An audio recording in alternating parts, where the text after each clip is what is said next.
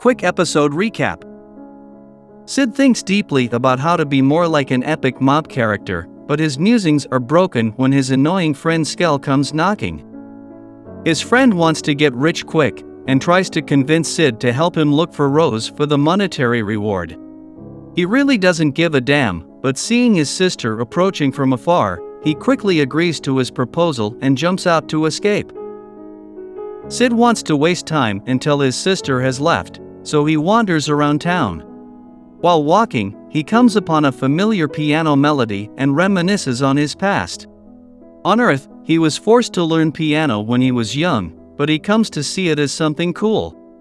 Not only is it a good excuse to be alone, but music is an awesome way to reflect one's inner self. His favorite song, Moonlight Sonata, is his representation of the Eminence in shadow. Sid wonders if the music was brought over by another reincarnated person, but is disappointed to see it was Epsilon. She, like Gamma and Beta, has also used plagiarized works he taught to become a well-known person. After her performance, Sid honors her with his presence as he asks about her work. Epsilon has established herself as an upcoming composer, using the classics that he had taught her, and building a circle around influential people. In particular, the Oriana Kingdom, known for its art and culture, has invited her over, setting the stage for future plot development.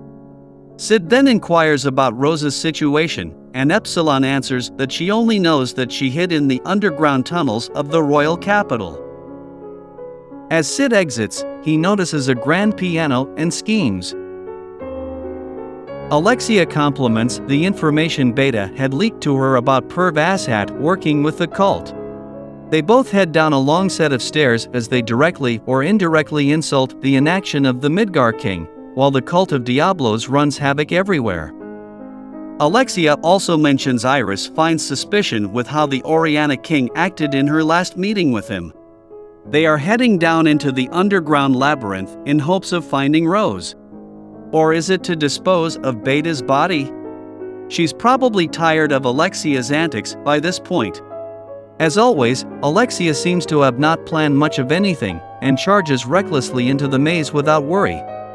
Cheer up, Beta, you can do it.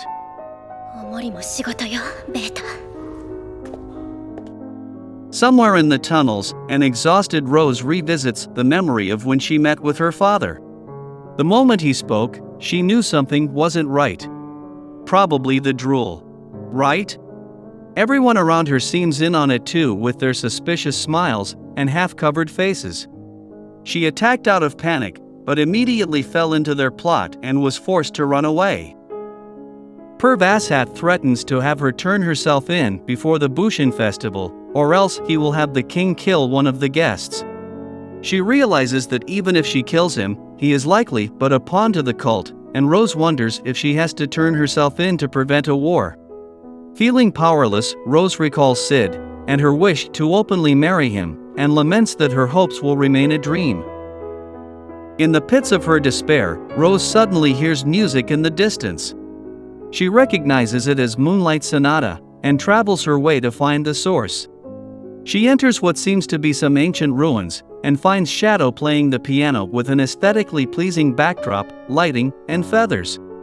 Rose praises his performance as the best she's heard, but Shadow is no nonsense.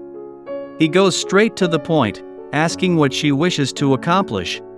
And Rose responds that she wanted to protect those precious to her, but she's failed.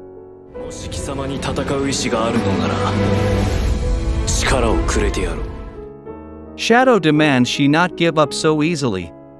Witnessing her conviction, he pours his magic into her, healing her of her possession and making her stronger.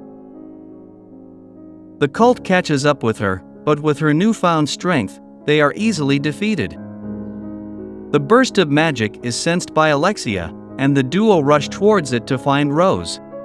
Alexia wants to know what happened, but Rose sidelines her to avoid involving her in trouble. Alexia finds offense to this, as they made a pact to help each other, and decides to force Rose to comply with her. They clash, and Rose is surprised by Alexia's strength, but conviction alone isn't enough to get what she wants, and Alexia is soundly defeated. As Rose turns to leave, Beta calls out to her. She notes that while they are individually different, their ideals are the same. She wishes her the best and foreshadows that their paths may cross once again in the future.